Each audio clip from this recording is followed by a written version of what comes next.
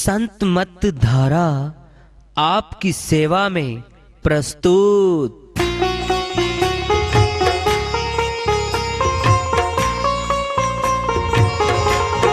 जो चाहता है प्रभु प्यारा वो आओ संत मत धारा।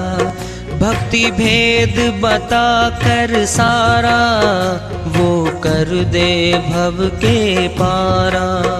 जो चाहता है प्रभु प्यारा वो आओ संत मत धारा। भक्ति भेद बता कर सारा वो कर दे भव के पारा। जो चाहता है प्रभु प्यारा।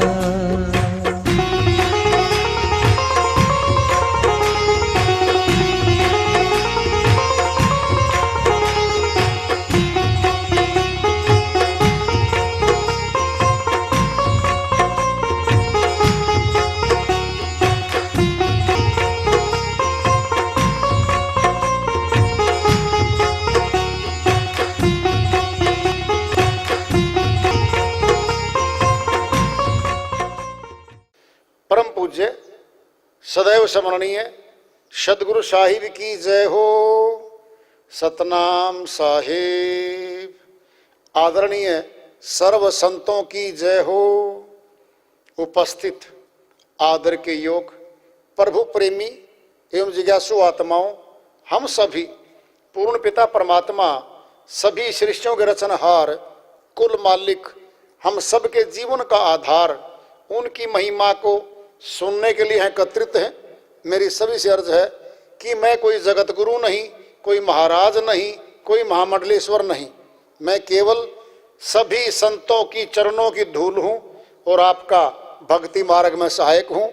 मैं अपनी सीधी साधी टूटी फूटी भाषा में, संदुकड़ी भाषा में भक्ति भेद के गूढ़ रहस्यों को उजागर करने वाले विचार आपके समक्ष रख रहा हूँ। यदि अच्छे लगे अपनाएं, नहीं तो गैर जरूरी समझकर विसार दें। हाँ, सत्संग एकमात्र प्रभु प्राप्ति का विद्यालय है, विश्वविद्यालय है ये। और हम सभी सत्संग में आए हुए, हम जिज्ञासु तभी तो आए हैं। हम पिछले सत्संगों से वार्ता करते चले आ रहे हैं कि चेतावनी से प्रभु प्राप्ति की ओर। इस अध्याय को, इस वार्ता को आज फिर आगे बढ़ा रहे हैं। नेता आनंद इस जगत में रही चलाचल होए, अपने नैनों देख ले सदा न जीवे कोई। स्वामी नित्यानंद जी महाराज अमरलोक के संत हुए हैं। वो अपनी श्रीवाणी में चेता रहे हैं, नेता आनंद इस जगत में रही चलाचल होए, चलो चल चलो चल चलो चल, अर्थात मृत्यु हो रही है। कोई जा रहा है, कोई आ रहा है। जब दूसरे गांव के शहर के लोग जाते हैं, हम खबर सुनते हैं, पढ़ते, हमें कोई असर नहीं पड़ता। जब गली का, मोहल्ले का कोई जाता है जानकार, तब थोड़ा महसूस होता है कि हमारा आदमी था, मिलने वाला था, अच्छा था। 2-4 दिन बातें चलती है। जब घर परिवार में गुजरता है व्यक्ति, तब वही आंखें रोती हैं, दुख भारी होता है, टूट जाता है आदमी। फिर ये तो सच्चाई है भाई, जो आया है सो जाएगा। सदी भी रहने तो यहाँ कोई नहीं आया। अंतर क्या है? जो आदमी कमा कमा दे रहा था, जो हमारे घर के कार्यों में करवाने में सहयोग दे रहा था, वो गया है। उससे हमें हानि हुई है जाने से। सारा देने वाला, काम करने वाला व्यक्ति गया, हमारा दुख ज्यादा होता है। एक व्यक्ति लंबा बीमार होके चारपाई पे लेट के सेवा करवा के सारा परिवार दुखी हो जाता है, तब फिर वही परिवार कहने लगता है परमात्मा इसको तो उठा लो। अब जान तो तब भी जा रही है, कमाने वाला गया तब भी गई, अब ये क्या हो रहा है। मनुष्य लंबा दुख न खुद सहन कर सकता, न परिवार वाले के दुख को लंबा सहन कर सकता, इसीलिए कह देता है इसको तो उठा लो। क्या ये यही विडंबना है, अपने नैनो देख ले सदा न जीवे कोई। चलो आज की छोड़िए। महाभारत काल में बड़े बड़े योद्धा सुरवीर आए, घुटना मार के पानी निकालते, भीम घोड़े जैसे, भीम घोड़ा मशहूर है, भीम जैसे मारती आए, धनुर्धर अर्जुन जैसे आए। भीष्म पिता में जो हार ही नहीं मानता था, बड़े बड़े योद्धा यहाँ आए। समय के साथ साथ धीरे धीरे यहाँ से चले गए। वो खूब चलाई उन्होंने अपने समय पे हुकूमरात, हुकूमत खूब की, हुक्मरान बने, महलों में रहे, मान बड़ाइयों में अहंकारों में झूमते फिरते थे वो लोग। आज नहीं है, वो चले गए। ऐसे ही ये मृत्यु लोक है जिसमें हम सभी जीवात्माएं मनुष्य तन धारण करके चल रही है। पूरे जगत में मनुष्य के अलावा कोई प्राणी अपना अतिक्रमण नहीं कर सकता। शेर शेर है, कुत्ता कुत्ता है, गाय गाय है, वहीं रहेंगे, उसी शरीर में से ही मौत हो जाएगी उनकी। उससे आगे जाने का कोई युक्ति तरीका उनके पास नहीं है। मनुष्य है, अतिक्रमण कर सकता है, प्रभु भक्ति करके परमात्मा से मिल सकता है। ये मनुष्य तन है जिसको नर नारायणी दे कह करके पुकारा है। इसी मनुष्य तन में संत आए, भक्ति भेद जाना, साधना की, अमर लोक गए, अनुभव वाणियां छोड़ गए हमारे लिए। वो कह ही दिया उन्होंने, मनुष्य तन ही मुक्ति का द्वार है, अन्य कोई तन नहीं है। तो इतना ऊंचा तन पा करके और प्रभु भक्ति न करे, अतिक्रमण न करे। अतिक्रमण क्या है? ये शरीर को छोड़ के कुछ और मिले हमें।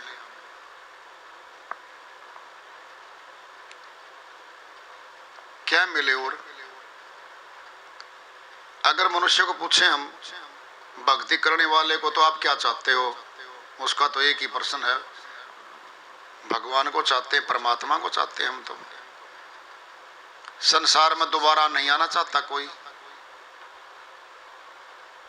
तो ये मनुष्य में संभावना छुपी हुई है, ये अपना अतिक्रमण करके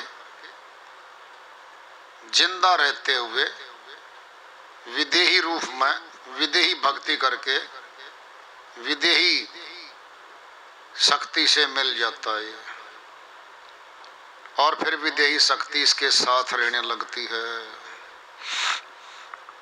ऊंची बात आ रही है, ध्यान से सुन लो भाई।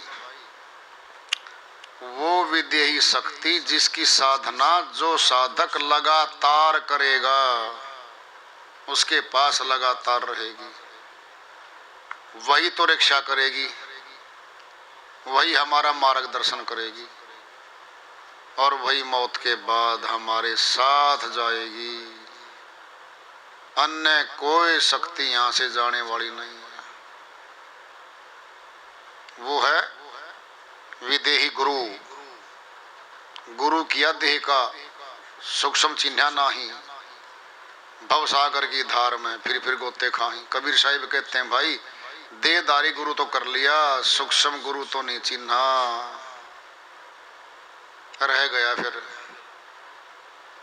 जिंदा गुरु निश्चय कहो, सौ गुरु सनदी हजूर, वह सनदी के देखते यम भाग्य बड़ी दूर। जबरदस्त श्री वाणी है दरिया साहिब की, जबरदस्त। क्या बोल रही है, ताकतवर बना दिया साधक को इसी वाणी ने। जिंदा गुरु निश्चय कहो, जो अविनाशी नूरी विदेही गुरु है उसको जरूर से जरूर ग्रहण करो। गहो मने धारण करो, निकट ले आओ, प्रकट करो, साथ रहेगा। वासन दी के देखते यम भाग्य बड़ी दूर, बता दिया होगा ना। वो जो नूरी गुरु साथ रहेगा यम का दूत तो आएगा। सनदी बोल दिया है, वह सनदी को देखते, सनद सर्टिफिकेट यानी सर्टिफाइड है वो। कितनी जबरदस्त श्रीवाणी है। उस सनदी को देख के, वो प्रमाण पत्र है दयालु के देश का, वह टिकट अमरलोक की, और कोई टिकट नहीं है वहां जाने की। यम भाग्य बड़ी दूर, यम के दूत पीछे हटते, हट पीछे। ये होगा। और साहिब ने कह दिया था धर्मदास को, अनुराग सागर में सब बखान हुआ है। हे धर्मदास, जितने भी अंश होंगे, वंश होंगे, तुम्हारे वंश में वंश आएंगे, जो मेरे अंश होंगे, जो भी होगा, बिना सत्य नाम की भक्ति किए बिना भवसागर से पार नहीं होगा कोई भी हो। अब दोनों पे लगा दिया है, चाहे नाद वंश का आए, चाहे बीज वंश का धर्मदास जी की पीढ़ी में वंश में से आए, सत्य नाम की भक्ति किए बिना हे धर्मदास भवसागर से कोई पार नहीं होगा। शर्त रख दी है। अब विचार करो, कुछ लोगों में भ्रम था, भ्रम दूर कर लो। हम निंदा नहीं करते किसी की, सच्ची बात तो उजागर करनी पड़ेगी भाई, कि सेठ धर्मदास जी को 42 वंश का वचन देके गए थे साहिब। तो उसके वंश में जो संत आएंगे, जो गुरु आएंगे गद्दियों पे, उनसे जो नाम लेगा केवल वो सत्य लोग जाएगा। ये भ्रम फैल गया लोगों में बहुत दूर तक। अब सुनो ध्यान से, सेठ धर्मदास के साथ ही तो दादू जी महाराज आए, फिर साहिब मिले, फिर क्यों सत्य लोग लेके गए? गरीबदास जी महाराज क्यों सत्य लोग लेके गए? घीसा पंथी हैं, दादू पंथी हैं, कौन है सभी? इनको क्यों दिया फिर? साहिब की श्रीवाणी फैसला करेगी, बाद में नहीं करेगी, उसी अनुराग सागर में फैसला करेगी वो श्रीवाणी साहिब की, भ्रम दूर करने के लिए। साहिब फरमाते हैं धर्मदास के निमित्त, हे धर्मदास, तेरा वंश ही तारेगा भवसागर के पार, तुम इस बात का भ्रम मिटा दो। जो भी सत्य नाम की भक्ति को दृढ़ संकल्प से धारण करेगा, हे धर्मदास, वह क्यों नहीं तरेगा? और सत्य वचन को जाने बिना, सत्य वचन की भक्ति किए बिना कोई भाव से पार नहीं होगा। फिर कह देते भाई तेरे वंश में जो आया है, जो इससे नाम लेगा पार हो जाएगा। कहीं नहीं रहे, भ्रम मत रहना। प्रश्न करते वहां पे धर्मदास जी, हे साहिब फिर मेरा प्रश्न है, जब आप मेरे वंश में शक्ति दे रहे हो और नाद वंश को भी, अपने अंश को भी कह रहे हो चलेगा साथ साथ, या तो फिर नाद वंश को ही रहने दो, फिर मेरे वंश में क्यों दे रहे हो, क्या जरूरत पड़ी इसकी? अगर मेरे वंश को दे भी दिया आपने, तो फिर नाद वंश को जो साथ साथ चलवा रहे हो आप, उसकी जरूरत क्या पड़ गई? साफ साफ बताओ साहिब। साहिब बोले भाई सुन ले, तेरे वंश में अहंकार आएगा। हम धर्मदास के वंशज हैं, अहंकार काल का है, पकड़ लेगा तब तो फिर रुक जाएगा। यहां तो चलते रहना है। इसीलिए नाद वंश का प्रचार भी साथ साथ चलेगा। जब मेरा अंश होगा, वो अंश है साहिब का, और तेरा जो वंश है, अंश और वंश दो हैं ये, जो तेरा वंश है वो भी चलता रहेगा साथ साथ। स्वयं में सिद्ध हो गया कि दोनों चलेंगे। तो फिर ये बात कोई ये कह दे कि धर्मदास जी के वंश वाला तो नहीं चलेगा, चलेगा, और धर्मदास जी के अलावा कोई नहीं चलेगा, वो भी चलेगा। शर्त रखेंगे साहिब, अब चाहे अंश हो चाहे वंश हो। हे धर्मदास, सार वचन की भक्ति किए बिना, सत्य नाम की भक्ति किए बिना कोई पार नहीं होगा। ये रख दी शर्त, तो ये आ गई मुख्य। तो जो जानेगा और जो अभ्यास करेगा वो तरेगा। और हे धर्मदास, मेरे श्रेष्ठ शब्दों उपदेश को दृढ़ता से धारण जो जीव करेगा और जो मेरे वचन पे विश्वास करेगा, वो मेरा प्रिय होगा और वही इस मार्ग में आगे बढ़ेगा। इसलिए हे धर्मदास, तुम समझ जाओ और अपने वंश को भी समझा दो। जब जब काल पुरुष वंश पर घात लगाएगा, मैं उनका सहयोगी होऊंगा, उनका साथ दूंगा, जो काल के जाल को तोड़ेगा। मैं हंस स्वरूप नाद को प्रगटाऊंगा, नाद को प्रकट कर दूंगा मैं। अब वंश तो अलग गया, अब नाद आ गया। हे धर्मदास, मैं नाद को प्रगटाऊंगा, जो जीव आत्माओं के भ्रम को तोड़ेगा और भक्ति को जीवों में पक्की करेगा। वह श्रेष्ठ शब्दों उपदेश ग्रहण करने वाला नाद पुत्र मेरा ही अंश होगा। बड़ी बात आ रही है। वह श्रेष्ठ शब्द उपदेश को ग्रहण करने वाला नाद पुत्र मेरा ही अंश होगा, जो सत्य भक्ति का उजाला करेगा जगत में। उससे तेरा वंश प्रेम नहीं करेगा। बड़ी बात आ रही है।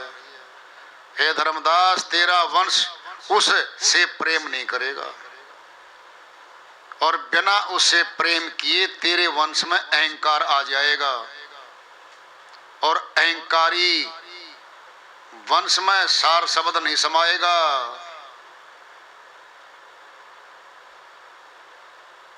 और तेरा वंश नाद वंश को नहीं मानेगा, मानना ही छोड़ देगा।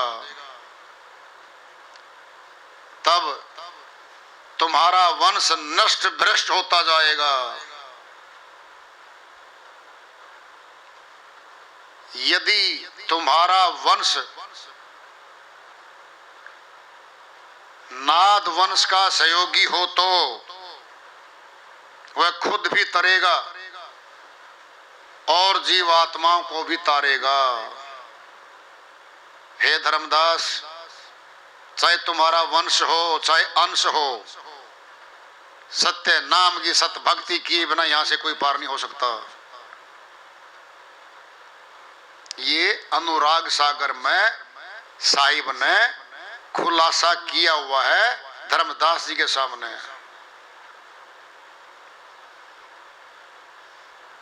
और कह रखा है धर्मदास, काल निरंजन भिन्न भिन्न प्रकार के जीवों को फंसाने वाले जाल फेंकेगा।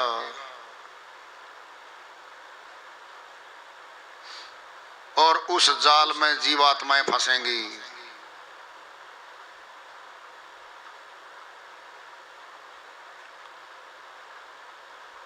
जीव मन कल्पित देवी देवताओं तथा पत्थर पाने की पूजा अर्चना में कल्याण पाने की आशा करेगा और जहां सत्य पुरुष की भक्ति का संदेश सुना जाएगा वहां से मन जलने लगेगा, मन उचाटी लगा देगा उसके अंदर, वहां बैठने नहीं देगा उस जीवात्मा को, मन में उचाटी लगा देगा, उठा देगा उसको वहां से और उस जीव को लेकर मन अपनी दिशा में बहाएगा, ले जाएगा उसको जहां मन की दिशा थी वहां उस जीवात्मा को पकड़ के ले जाएगा। और हे धर्मदास, काल निरंजन की छल बुद्धि का कहां तक बखान करूं। कोई विवेकी संत उसको पहचानेगा और समझेगा। कितनी बड़ी बात है। आम सत्संगी नहीं पहचान सकते उस कुटिल की चाल को, काल निरंजन की चाल को। कोई विवेकी संत बताया है।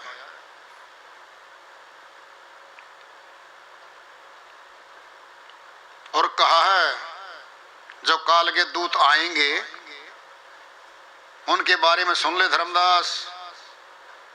12 दूत और 4 आगे, 16 दूत का तो खुला बखान है। जो काल का दूत आएगा उसके बारे में पहचान बताइए साहिब ने। हे धर्मदास,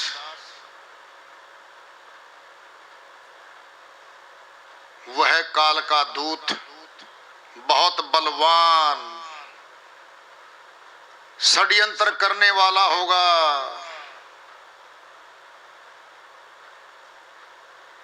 जीवात्माओं को भ्रमित करके सत्य मार्ग से हटा के अपने मार्ग में जोड़ेगा और वह कर्म करने वाले जीव आत्मा को ही सत्य पुरुष ठहराएगा। और हे धर्मदास, तुम्हारी और मेरी बातों का खंडन करेगा वो। अब सोच लो तुम, अनुराग सागर में प्रश्न उत्तर हैं सेठ धर्मदास जी के, जवाब हैं साहिब के। हे धर्मदास, तुम्हारी और मेरी बातों का खंडन करेगा वो। क्या करेगा वो बोलेगा कि अनुराग सागर कथा बनाई गई है, झूठी कहानी बनाई है। सेठ धर्मदास तो मोटी बुद्धि का व्यक्ति था, वो काल का दूत बोलेगा। सेठ धर्मदास बनिया था, मोटी बुद्धि का बनिया था, वो काल का दूत बोलेगा ये भाषा। और उस मोटी बुद्धि वाले सेठ धर्मदास को समझाने के लिए अनुराग सागर कथा बनाई थी, ये बोलेगा वो काल का दूत सबके सामने। फिर साहिब ने तो पहले बता दिया और भी कहा है, वह काल का दूत कबीर नाम गा गा कर लोगों को भ्रमित करेगा। कबीर के नाम का सहारा लेगा वो काल का दूत, कबीर साहिब की जय जयकार बोलेगा और कबीर साहिब ज्ञान के विरुद्ध ज्ञान देगा वो जीवात्माओं को। हे धर्मदास, बहुत षड्यंत्रकारी होगा वो,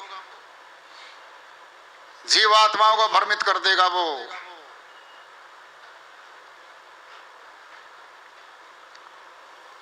अनुभव कथी कबीर ने, अनुभव बोले हंस, बिना अनुभव कथनी कथित बूढ़ी जात है वंश। श्रीवाणी सुन लो साहिब की। साहिब कहते जितना मैंने बोला है हे धर्मदास सत्य बोला है, अनुभव का बोला है। अगर सत्य बोला है फिर अनुराग सागर कथा तो वो काल का दूत असत्य बता रहा है, झूठी कहानी बता रहा है वो काल का दूत। बोलो, साहिब कह रहे मैंने सब सच्चा बोला है, झूठ नहीं बोला धर्मदास दूर तक भी। और हे धर्मदास, अगर जीव आत्मा ही परमात्मा होती, सत्य पुरुष होती, तो फिर यही जीव आत्मा अगर अपने आप में सब कुछ होता तो फिर यह नाना प्रकार के दुखों को क्यों उठाती फिर रही है।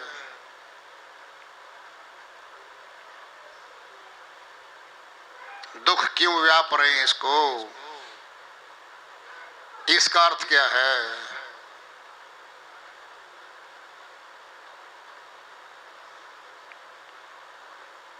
ये सारी बातों का बखान अनुराग सागर में साहिब ने किया हुआ है कि काल के दूत आएंगे सातिर से सातिर,